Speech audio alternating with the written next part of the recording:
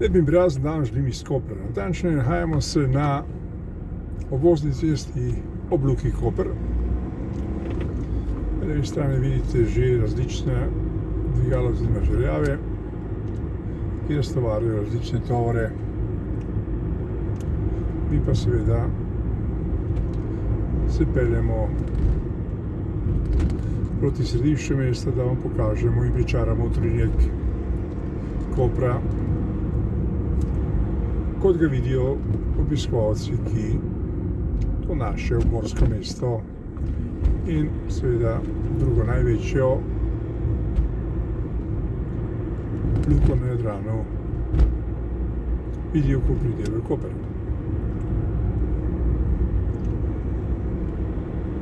Tukaj na levi strani boste zagledali pravno zgradbo Luke Koper in tam naravnost pa že nekaj tovornjakov, ki zapuščajo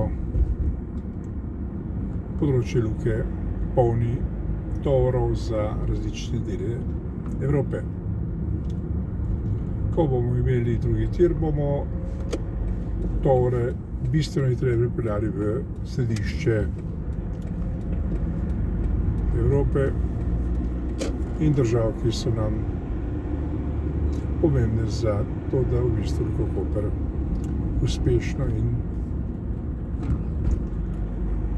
učinkovito ter dobičkonosno deluje. No, zdaj se vozimo že proti mestu. Tukaj vidite zanimiv stanovanjski objekt, po katerem bi se veljalo zgledovati, ker je to skoraj zanimiv.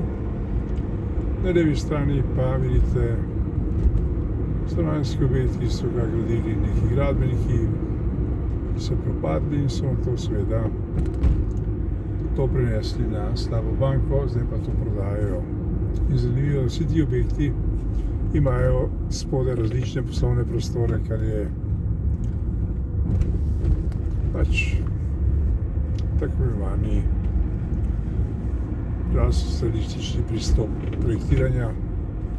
Zakaj ne bi gradili stanovanjske objekte, kot stanovanjske objekte, poslovne pa kot poslovne. Ampak pravi se to tako, da se v bistvu na ta način gradbenikom nateče bistveno več denarja, se v bistvu prodajo stanovanja, spodnje prostore pa lahko na to svojimi različnimi pristopi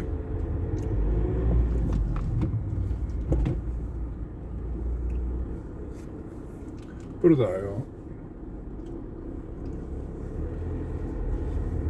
kot poslovni prostor. To je zanimiva pica v Kopru, urejena in treba reči, da je mesto Koper eno od bolj urejenih mest na naši obali. Seveda, če ga ne gledamo z vidika turizma, ampak z vidika mesta. Kompleksno zamišljeno, urbanistično se ureja pravilno in seveda temu primerno je tudi poslovni učinek mesta večji kot pa tako imenovani novi občini Ankaran, ki je milo rečeno arhitektonsko skrpucalo, da ne govorimo o Izoli, ki v bistvu je seštevek propadlih tovarn. Zdaj pa točno ne vem, ali bi se ukvarjali s tovarnami ali bi se ukvarjali z turizmom. Turiste ne marajo zato, ker je v bistvu delajo težave, da je preveč. Tovarn pa nima, ker so jim tajkuni iste prodali za majhen denar in zdaj seveda razpadajoči tam čakajo na neke nove čase, ki jih bodo dojeli šele takrat, ko bo prišel čas za prave usmeritve. No, mi se sedaj pomikamo po res urejenem delu mesta. Kot vidite, tukaj je zanimiv niz palm, čeprav te ne sodijo v to področje, ampak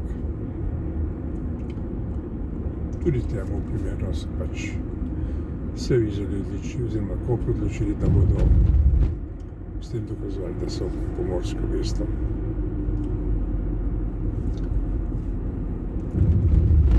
Je pa zanimivo, da imajo turistične ponudbe kar veliko, vse tiste, ki so v bistvu pomembne za tako zvano dnevno ponudbo.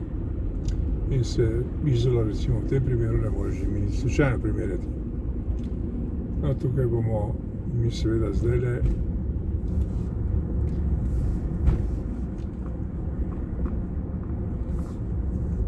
zavili na področje kompleksa Luke Koper, kjer smo svoj posnetek začenjali.